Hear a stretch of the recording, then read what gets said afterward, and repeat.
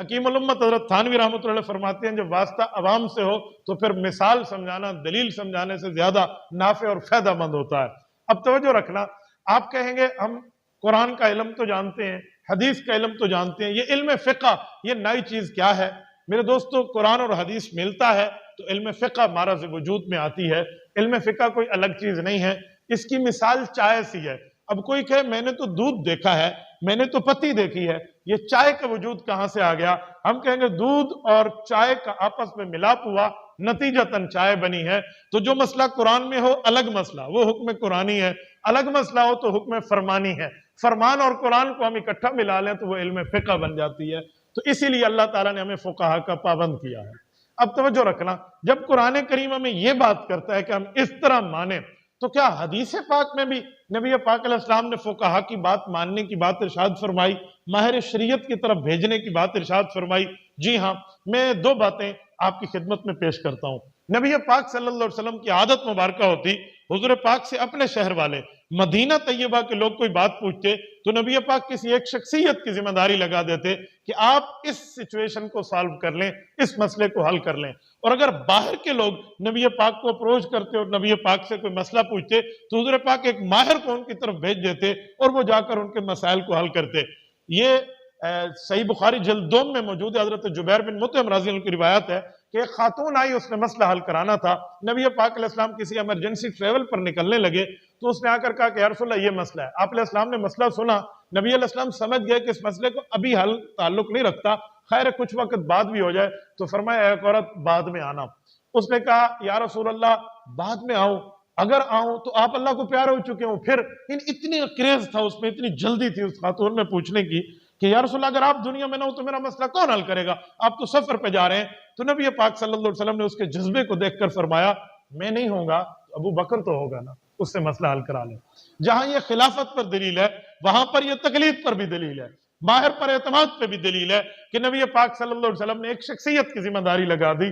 اگر ڈائریکٹ عوام نے قرآن حدیث سے پوچھنا ہوتا تو حضور فرماتے میں نہیں ہوں گا تو قرآن حدیث تو ہے نا، یوں نہیں فرمایا۔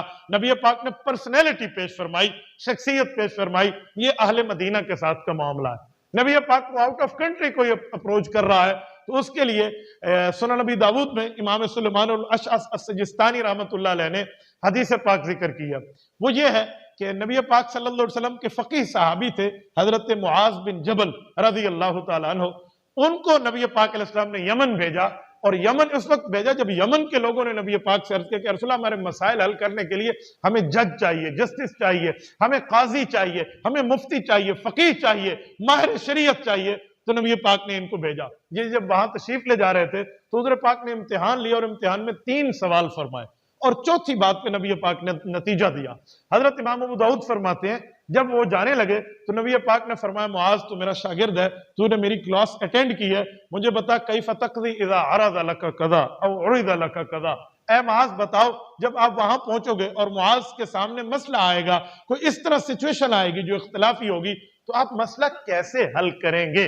اس کو یوں سمجھیں کہ ایک استاذ اپنے شاگرد کا اختبار امتحان لے رہا ہے تاکہ میں اس کو کامل و مکمل کر کے وہاں بھیجوں، کوئی کمی ہو تو اس کی پوری کر دوں۔ تو نبی پاک علیہ السلام نے یوں پوچھا تو حضرت معاذ رضی اللہ عنہ نے عرض کیا اقضی بکتاب اللہ، میں نے آپ سے اللہ کا قرآن پڑھا ہے، اللہ تعالیٰ کا فرمان پڑھا ہے، وحی الہی ہمارے پاس موجود ہے، میں اللہ کے قرآن کو دیکھوں گا، مسئلہ حل کر دوں گا۔ نبی پاک علیہ السلام نے فرمایا فَإِن لَمْ تَجِدْ، اگر تجھے مسئلے کا حل قرآن میں نہ ملے تو، توجہ رکھنا، اگر تجھے مسئلے کا حل قرآن اور حدیث میں نہ ملے تو، یہاں لفظ ہے فَإِن لَمْ تَجِدْ، فَإِن لَمْ يَكُن نہیں ہے کہ اگر مسئلہ قرآن اور حدیث میں موجود نہ ہو، یہ لفظ نہیں ہے، بلکہ یہ ہے فَإِن لَمْ تَجِدْ، مسئلہ تو موجود ہوگا اگر تجھے نہ ملے تو۔ اس سے پتہ چلا قرآن میں مسئلے موجود ہوتے ہیں لیکن ہر آدمی کو نہیں ملتے، ماہر کو ملتے ہیں، اور بعض اوقات ماہر کو بھی نہیں مل سکتے۔ تو نبی پاک نے سوال فرمایا فَإِن لَمْ تَجِدْ، تو انہوں نے عرض کیا یا رسول اللہ اگر قرآن میں مسئلہ نہیں ملے گا اقضی بسنت رسول اللہ، میرے پاس آپ کی تشریح، آپ کا فرمان، آپ کے احکام، آپ کی احادیث، آپ کی تعلیمات، آپ کی ڈائریکشن موجود ہے، تو جو آپ نے مسئلہ حل کیا ہوگا میں آپ کی ترتیب پر حل کروں گا۔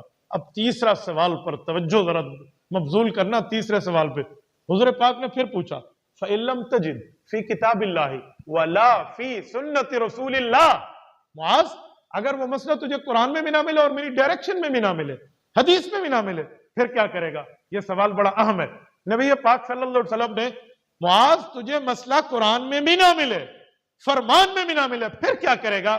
اس سے پتہ چلا قرآن اور حدیث کو سمجھنے کے لیے وہ بندہ جو ڈائریکٹ رسالت کو نہیں سنتا، اس کو کسی تیسری چیز کی ضرورت پڑتی ہے۔ اس کا یہ مطلب نہیں ہے قرآن اور حدیث نامکمل ہے، جی نہیں، یہ شریعت کا جزا ہے، لیکن اس کی تفسیر، اس کی تشریح، اس کی وضاحت، اس کی ایکسپلینیشن کے لیے کوئی ماہر چاہیے۔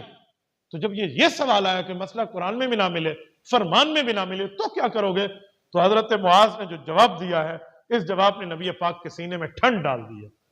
حضور پاک علیہ الصلوۃ والسلام کو عرض کرنے لگے حضرت معاذ کہ اجتہد برائی ولا آلو، یا رسول اللہ میں نے آپ سے پڑھا ہے، مجھے ایکسپیرینس ہے، مجھے تجربہ ہے، مجھے الحمدللہ آپ کے پڑھانے سے مہارت ملی ہے، میں اس مہارت کو اپناؤں گا، اس فقہ کو لوں گا، اس اجتہاد کو لوں گا، پوری کوشش صرف کروں گا اور قرآن اور حدیث کے خلاصے کے ساتھ مسئلے کو حل کروں گا۔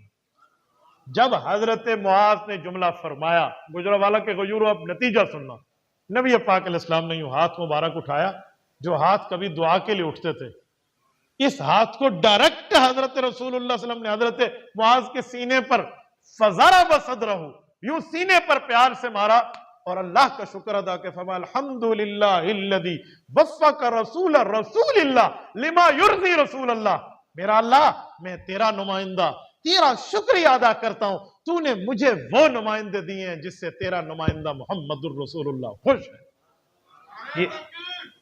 جزاک اللہ، جزاک اللہ۔ میری گفتگو کو سبق سمجھیے، توجہ، میں بھائی کے نعرے کی قدر کرتا ہوں، ناراض نہ ہونے پر مائنڈ، توجہ، جو میں سمجھانا چاہ رہا ہوں، میں آپ کے مائنڈ میں کچھ اتارنا چاہ رہا ہوں، اس سے پتہ چلا نبی پاک صلی اللہ علیہ وآلہ وسلم نے قرآن کی بھی، سنت کی بھی اور فقہ و اجتہاد کی بھی تصویب فرمائی ہے، تائید فرمائی ہے۔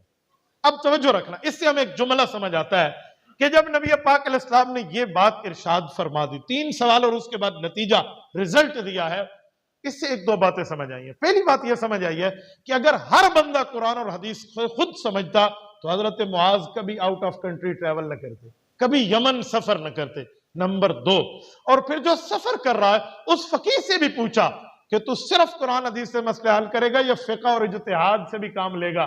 تو جب انہوں نے بتایا تو نبی پاک نے پہلے تو ہر سوال پر سوال اٹھایا، ہر جواب پر قرآن پر سوال اٹھایا، حدیث پر سوال اٹھایا، اور جب فقہ کی بات آئی تو نبی پاک نے خوشی کا اظہار فرمایا، تو فقہ پر نبی پاک کا سینہ خوش ہوتا ہے۔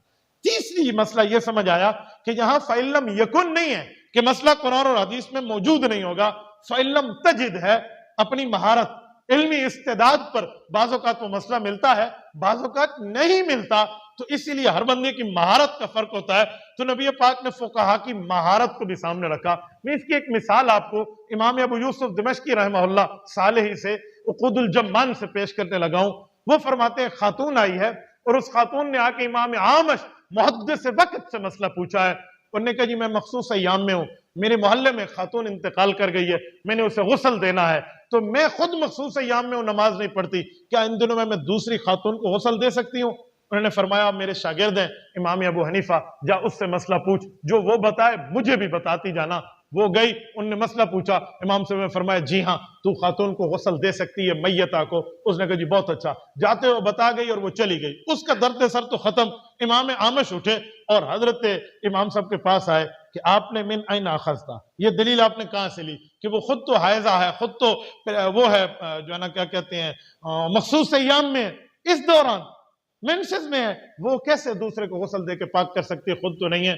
تو انہوں نے عرض کیا کہ استاد محترم حدیث پاک تو آپ بیان فرماتے ہیں کہ نبی پاک علیہ الصلوۃ والسلام نے سر مبارک دھلوایا تھا، سر مبارک کو صاف کروایا تھا حضرت اماں عائشہ سے، اس وقت کہ جب نبی پاک علیہ السلام حالت اعتکاف میں تھے، تو نبی پاک نے سر مبارک اپنا اعتکاف کی جگہ سے باہر نکالا، نبی پاک علیہ السلام کی زوجہ آپ کی اور ہماری ام المؤمنین حضرت اماں جان عائشہ صدیقہ رضی اللہ عنہا نے نبی پاک کے سر مبارک کو دھو دیا، اور وہی تغتسل راس رسول اللہ حائض، وہ اس وقت مخصوص ایام میں تھی، انہوں نے نبی پاک کے سر کو صاف کیا۔ تو جب وہ مخصوص ایام میں ہوں حضور کا سر دھو سکتی ہیں، تو یہ مخصوص ایام میں ہوں میتہ کو غسل دے سکتے ہیں۔ جب یہ جملہ فرمایا تو اس وقت ان کے استاد امام عامش سلیمان ابن مہران رحمہ اللہ نے فرمایا یا معاشر الفقہاء انتم الاطباء ونحن الصیادلہ، یہ طے ہو گیا، انڈرسٹوڈ ہے کہ آج کے بعد میں سمجھا ایک محدث ہوتا ہے ایک فقیہ ہوتا ہے. محدث کا معنی وہ حدیثیں یاد کرتا ہے, فقیہ کا معنی اس کو یاد بھی ہوتی ہے, اس کو مطلب بھی پتا ہوتا ہے. تو ہم لوگ تو پنساری ہیں, ہمارے پاس روایات موجود ہیں, آپ حکیم ہو, آپ کو ان روایات کی اوریجنلٹی بھی پتا ہے, تو آپ وہاں سے مسئلہ نکال سکتے ہو. یہ نبی پاک نے فرمایا فَإِلَّمْ تَجِدْ, فرمایا فَإِلَّمْ يَكُنْ, نہیں فرمایا کہ تجھے جو مسئلہ نہ ملے, پتہ چلا کسی کو مسئلہ ملے گا کسی کو نہیں ملے گا, مہارت کی معاملات کو دیکھا جائے گا. تو اس حدیث پاک سے سمجھ آیا کہ ہم نبی پاک صلی اللہ علیہ وآلہ وسلم کو اگر خوش کرنا چاہتے ہیں اور نبی پاک علیہ الصلوۃ والسلام کے ساتھ محبت کا تعلق بشکل اطاعت رکھنا چاہتے ہیں, نبی پاک صلی اللہ علیہ وآلہ وسلم کا دل خوش کرنا چاہتے ہیں, تو آج فقہ اور اجتہاد کو مان لیں.